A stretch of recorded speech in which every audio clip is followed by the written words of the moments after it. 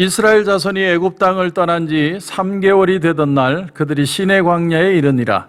그들이 르비딤을 떠나 시내 광야에 이르러 그 광야에 장막을 치되 이스라엘이 거기 산 앞에 장막을 치니라. 모세가 하나님 앞에 올라가니 여호와께서 산에서 그를 불러 말씀하시되 너는 이같이 야곱의 집에 말하고 이스라엘 자손들에게 말하라. 내가 애굽 사람에게 어떻게 행하였음과 내가 어떻게 독수리 날개로 너희를 업어 내게로 인도하였음을 너희가 보았느니라. 세계가 다 내게 속하였나니 너희가 내 말을 잘 듣고 내 언약을 지키면 너희는 모든 민족 중에서 내 소유가 되겠고 너희가 내게 대하여 제사장 나라가 되며 거룩한 백성이 되리라. 너는 이 말을 이스라엘 자손에게 전할지니라. 아멘. 하나님이 이스라엘 백성들을 나의 백성이라고 컨택을 하시고 그들을 나의 백성으로 불러주셨지만 정식으로 나의 백성이라고 칸추렉을 맺어주신 것은 시내산 언약에서부터입니다. 하나님이 이스라엘 백성과 언약을 맺으시기 전에 그 준비 과정을 보면 하나님이 한 사람을 부르세요. 항상 하나님은 한 사람 개념입니다. 모세를 준비하시고 모세를 부르시고 그를 통해서 애굽을 10가지 재앙을 통해 그들을 출애굽시키시고 그리고 그들을 통해서 바로 언약을 체결하는 게 아니라 50일의 시간을 지나갔습니다. 오늘 여러분 우선 1절, 2절을 한번 보시면 이스라엘 자손이 애굽 땅을 떠난 지 3개월이 되던 날 그들이 시내 광야에 이르니라. 그들이 르비딤을 떠나 시내 광야에 이르러 그 광야에 장막을 치되 이스라엘이 거기 산 앞에 장막을 치니라. 이 말씀을 보면 하나님 앞에 이스라엘 백성들이 율법을 받은 날이 정확하게 애굽에서 나온 지 50일이 되었다라는 걸 알 수 있습니다. 달수로는 3개월인데 1월과 3월은 걸쳐져 있고 그러니까 정확하게 50입니다. 50을 한자로는 오순이라고 그러죠. 그래서 오순절이라고 부르는 겁니다. 그러니까 이스라엘 백성들이 그 마지막 장자 재앙, 그 양의 피를 바르는 재앙이 있고 나서부터 50일이 지난 뒤에 하나님으로부터 율법의 말씀을 받는 겁니다. 여기에는 아주 중요한 영적인 의미가 있습니다. 예수님이 십자가에 달려 돌아가시던 날은 양이 잡혀서 죽던, 양이 잡혀서 유월절 어린 양을 잡는 날이에요. 그날로 50일 후에 어떤 역사가 일어나냐면 오순절 성령의 역사가 교회에 임합니다. 그 시간이 같습니다. 아주 영적으로 중요한 의미가 있습니다. 하나님이 애굽에서 장자가 죽는 그런 재앙을 내리시던 날 밤에 이스라엘 백성들이 어린 양의 피로 문설주에 바르고 구원을 받습니다. 또 홍해를 가르셔서 이스라엘 백성들은 무사히 건너고 바로의 군사들은 다 수장되는 그런 역사를 일으킵니다. 근데 하나님께서는 그 홍해를 건너서 바로 언약을 그들과 맺으시는 게 아니라 또 시간을 지나가십니다. 그들로 하여금 광야길을 걷게 하시고 중간에 여러 가지 시험을 만나게 하시고 그런 과정들을 통해서 또 만나와 메추라기도 경험하게 하시고 아말렉과 전쟁도 하게 하시고 그리고 나서 시내산에서 체결하십니다. 왜 그렇게 하셨을까? 왜 하나님은 바로 이스라엘 백성들과 칸추렉을 맺지 않으시고 그렇게 여러 가지 과정을 통해서 하나님은 결국 칸추렉을 맺으실까? 우리가 여기서 깨닫는 한 가지 귀한 교훈은 하나님은 이스라엘 백성들로 하여금 생각하게 하셨다라는 거예요. 생각하게 하셨다. 자, 홍해를 건넌 기쁨이 있습니다. 그런데 3일 동안 물을 마시지 못해요. 너무나 목이 말라 마라의 쓴물을 마시는데 쓴물이에요. 단물로 변한 하나님의 역사를 보고 만나를 체험하고 메추라기를 체험하고 아말렉과 싸우다가 죽을지도 모르는 그런 싸움, 치열한 싸움을 하고 그런 모든 과정을 통해 그들이 생각하는 게 뭘까요? 나는 도대체 누군가? 나는 왜 여기에 있을까? 나는 지금 어디를 가고 있을까? 무엇을 향해 살고 있을까? 그런 깊은 고민을 하지 않았겠습니까? 하나님이 그들을 구원하셨지만 하나님은 그들로 하여금 자기 인생을 생각할 시간을 주셨다는 거예요. 내가 내 인생이 그냥 이렇게 흘러온 게 아니라 하나님이 구원하셨으면 땡큐 그러면 천국 이렇게 끝나는 게 아니라 내가 왜 여기 있고 내가 왜 구원을 받고 내가 믿음을 가지고 내가 왜 이런 삶을 살아가야 하는지 하나님이 깊이 생각하게 하신다는 거예요. 우리 사람들은요 공식 만드는 걸 참 좋아합니다. 공식. 어떤 공식을 탁 하나를 만들어서 그 속에 하나님의 은혜를 다 대입시킵니다. 그래서 내가 이 공식에 대입하면 하나님은 무조건 이렇게 답해야 된다는 그런 결론을 얻기를 원하는 거죠. 그러나 하나님은 그렇게 쉽게 인간의 공식에 적용되는 분이 아닙니다. 하나님은 여러 가지 방법으로 우리에게 역사를 하십니다. 그래서 예수님도 그런 얘기를 하셨죠. 너희들이 전쟁을 할 때 우리 편에 1만의 군사를 가지고 저쪽 편이 2만의 군사인데 싸움을 해서 이길지 질지를 생각하지 않겠느냐. 그런가 하면 망대를 세우면서도 이 망대를 세우는데 내 재료와 돈으로 이 망대를 다 세울 수 있을지 미리 계산을 하지 않느냐. 이처럼 우리의 신앙도 우리의 생각도 우리의 모든 삶도 생각하면서 우리의 구원의 문제도 생각하면서 하나님과 바른 관계가 되기를 하나님은 생각하게 하신다는 겁니다. 하나님은 우리로 하여금 우리의 삶의 여러 가지 과정을 통과하며 깊이 생각하기를 원하십니다. 믿음이라는 건 잘 들어보십시오.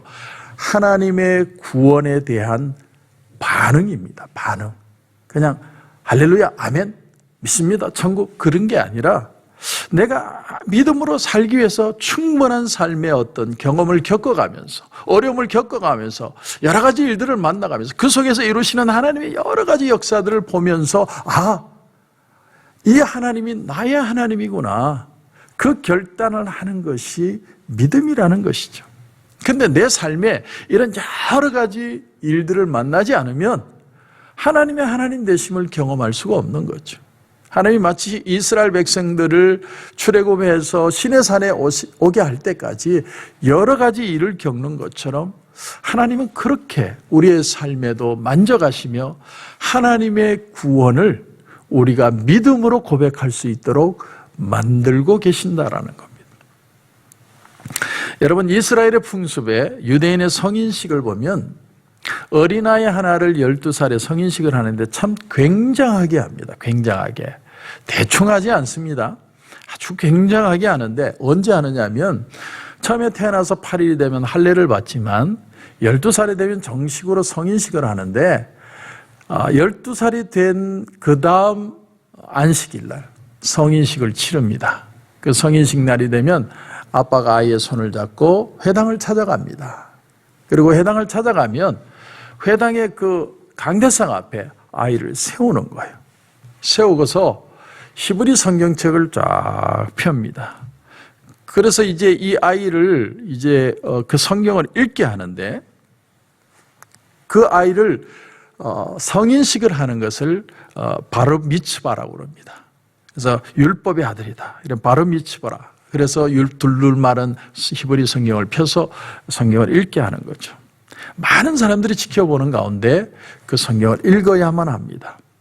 미국에서 태어나고 미국에서 자란 아이들조차도 그 성경을 다 읽어낸다는 거죠. 근데 그걸 지목을 누가 하느냐면 회당의 회당장이 이렇게 한 군데를 지목합니다. 그러면 읽죠. 그러면 또 넘겨서 어디를 지목합니다. 그럼 또 읽어야 됩니다. 그러기를 10분을 시켜요. 그러다 보면 혹시나 아이가 막힐 때가 있죠. 막히면 옆에서 회당장이 불러줍니다. 그래도 또 읽다가 또 틀립니다. 그러면 옆에서 아빠가 도와줘요. 그런 아이가 읽다가 자꾸 틀리면 그냥 울어버립니다. 엉엉 울어버립니다. 그럼 아빠가 옆에 와서 손수건을 갖다가 아이의 눈물을 닦아줍니다. 그러면서도 계속 읽혀요. 계속 읽히는 거예요. 결국은 읽어내도록 만드는 겁니다.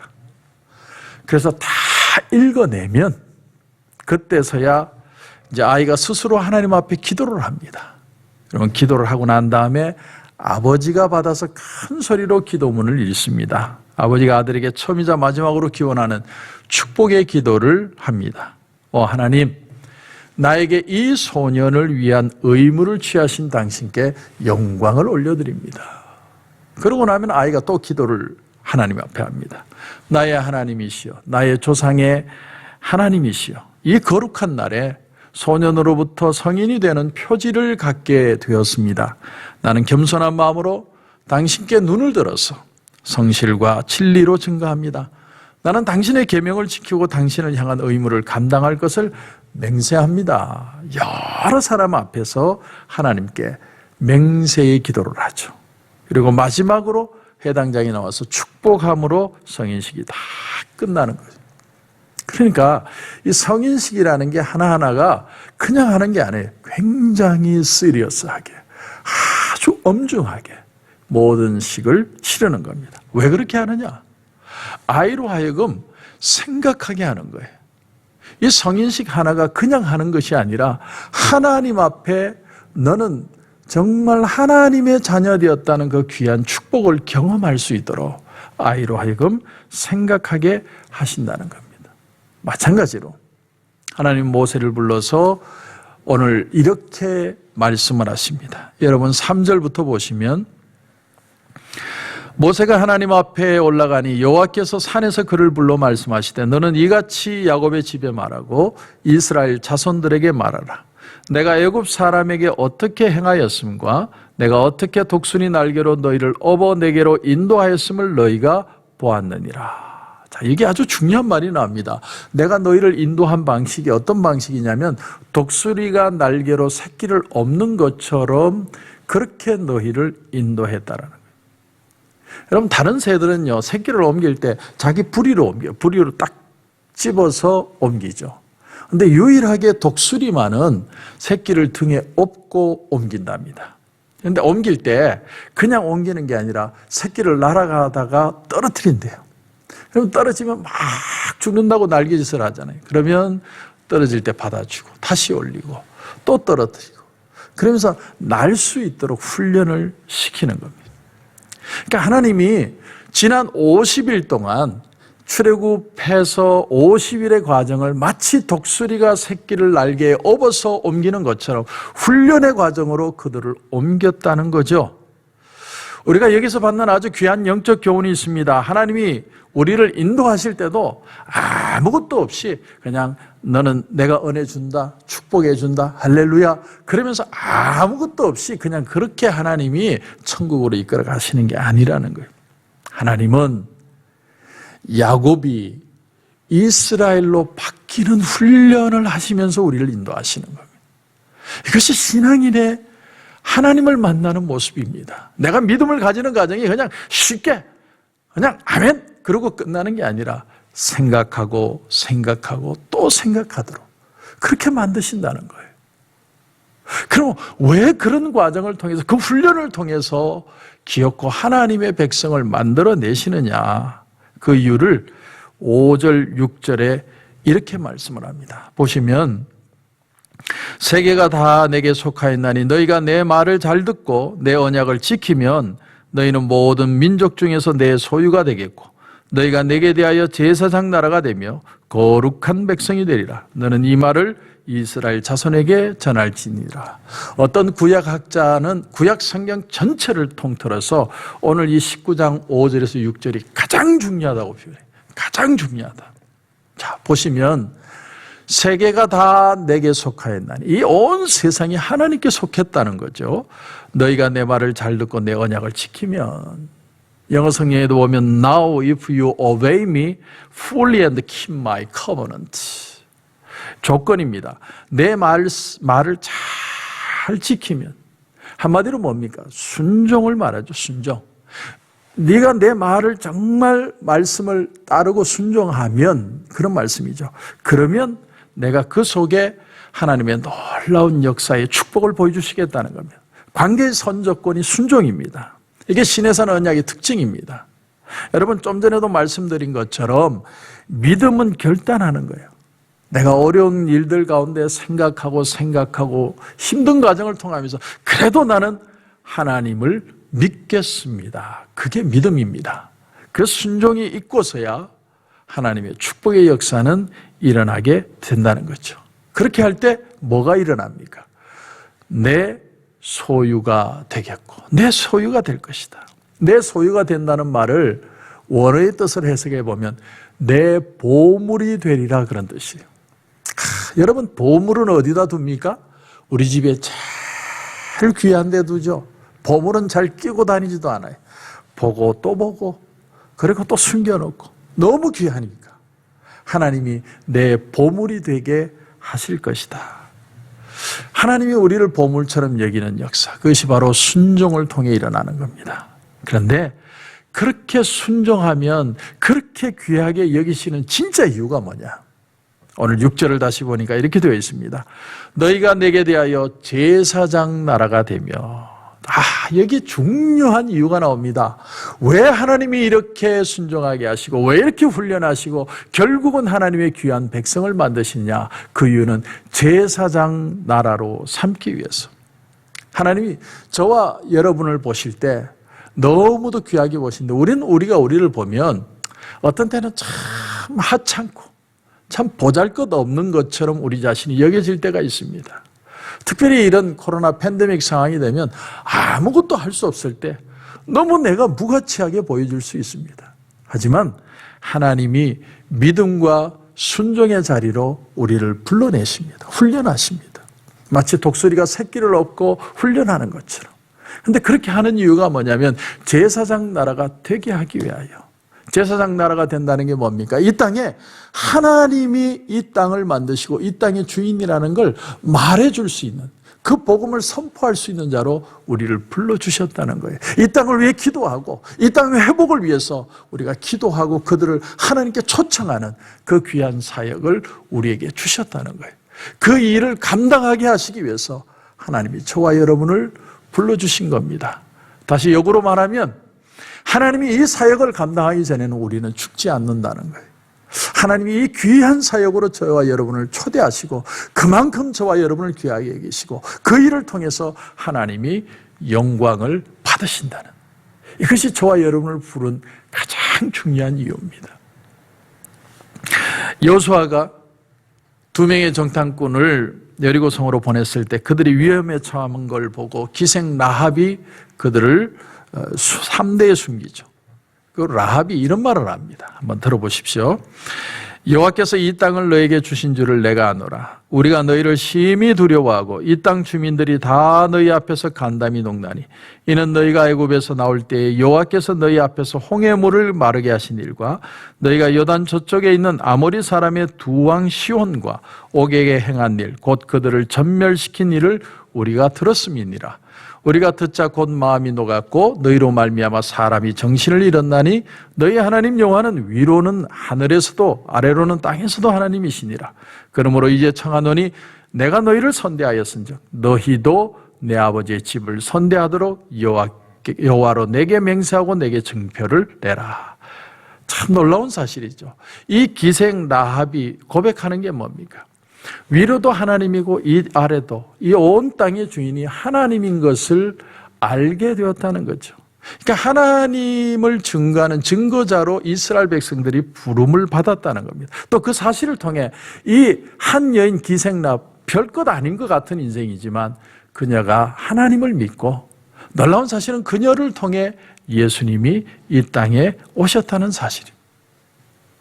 오늘 말씀을 마무리합니다. 그러므로 사랑하는 성도 여러분, 저와 여러분의 인생은 결코 초라하지 않습니다. 나는 나를 초라하게 여길지 몰라도 하나님은 나를 초라하게 보시지 않습니다. 내가 믿음을 가지고 하나님의 말씀에 순종할 수 있다면 가장 귀한 보물처럼 여기십니다.